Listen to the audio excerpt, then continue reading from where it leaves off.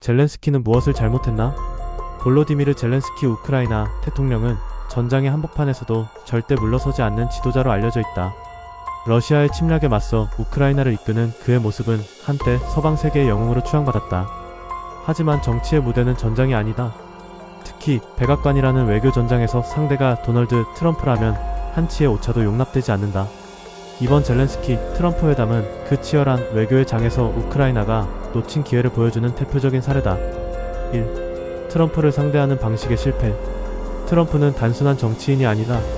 그는 쇼맨십과 협상술에 능한 비즈니스맨이며 협상의 무게추를 상대방에게 불리하게 기울이는 데 일가견이 있다. 트럼프와의 회담에서 가장 중요한 것은 무엇인가? 바로 트럼프를 기분 좋게 만들어 원하는 것을 얻어내는 것이다. 하지만 젤렌스키는 이를 간과했다. 우크라이나의 생존이 미국의 지원에 달려있다는 점은 주지의 사실이다. 그리고 트럼프는 과거부터 우크라이나 지원에 대해 미온적인 태도를 보여왔다. 이러한 상황에서 젤렌스키는 미국의 지원이 당연하다는 태도를 보이기보다 트럼프의 심리를 공략하며 설득 전략을 짜야 했다. 하지만 그는 오히려 트럼프와 정면 충돌을 택했다. 공개적인 자리에서 트럼프에게 고압적인 태도를 보이며 미국의 책임을 강조한 것은 감정적으로는 통쾌할지 몰라도 전략적으로는 최악의 선택이었다.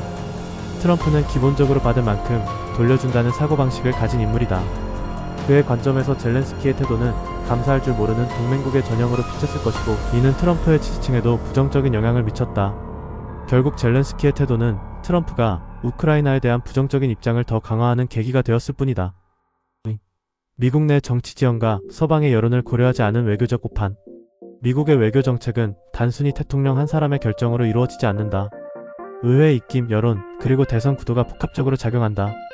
젤렌스키는 트럼프가 차기 대선에서 승리할 가능성이 상당하다는 점을 간과한 듯하다. 현재 미국 내에서는 공화당이 우크라이나 지원 문제에 대해 회의적인 태도를 보이고 있으며 트럼프의 지지층은 더욱더 미국 우선주의를 강조하고 있다. 이런 상황에서 젤렌스키는 트럼프와의 관계를 악화시키기보다 공화당 내 우크라이나 지원, 지지 세력을 포섭하는 전략을 취해야 했다. 반면 서방 국가들은 여전히 우크라이나에 대한 지원을 지속해야 한다는 입장이지만 미국이 흔들릴 경우 EU와 나토 역시 내부적으로 분열될 가능성이 높다. 서방의 여론을 유지하면서도 미국 내 정치 변화를 고려한 균형 감각이 요구되었지만 젤렌스키는 이를 간과했다. 3. 감정적 대응이 불러온 외교적 파국. 젤렌스키는 대통령이기 이전의 배우였다. 그는 대중을 상대로 하는 연설과 감정적인 호소에 능하다. 하지만 국제 외교에서 감정은 전략보다 앞서서는 안 된다. 트럼프와의 대화에서 젤렌스키는 단호함을 유지했지만 때로는 그 단호함이 감정을 앞세운 고집으로 보일 수도 있다. 트럼프는 기본적으로 상대가 강경하게 나오면 더욱 강경하게 맞서는 성향을 보인다. 협상의 기본 원칙 중 하나는 상대의 성향을 파악하고 그에 맞춰 유연한 태도를 취하는 것이다. 하지만 젤렌스키는 트럼프를 설득하는 대신 정면 충돌을 택했다. 이는 명백한 외교적 실수다. 전장에서의 강한 지도력과 외교의 협상력은 분명 다르다. 젤렌스키는 자신의 강점을 살리지 못한 채 트럼프와의 회담을 협상의 장이 아닌 대결의 장으로 만들어버렸다. 4. 푸틴과 러시아의 입장 그리고 국제 정세. 푸틴은 이번 회담을 지켜보며 흐뭇한 미소를 지었을 것이다.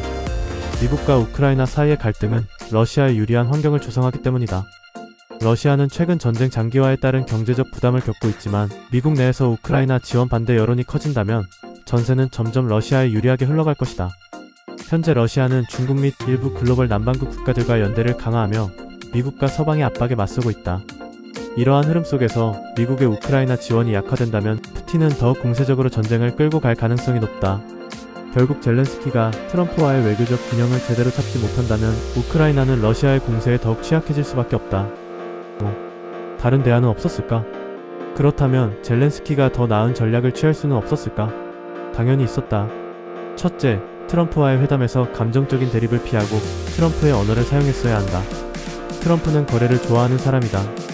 즉, 우크라이나가 미국에 줄 수 있는 것을 강조하며 미국의 지원이 단순한 시혜가 아니라 서로에게 이득이 되는 거래임을 설득하는 방식이 필요했다.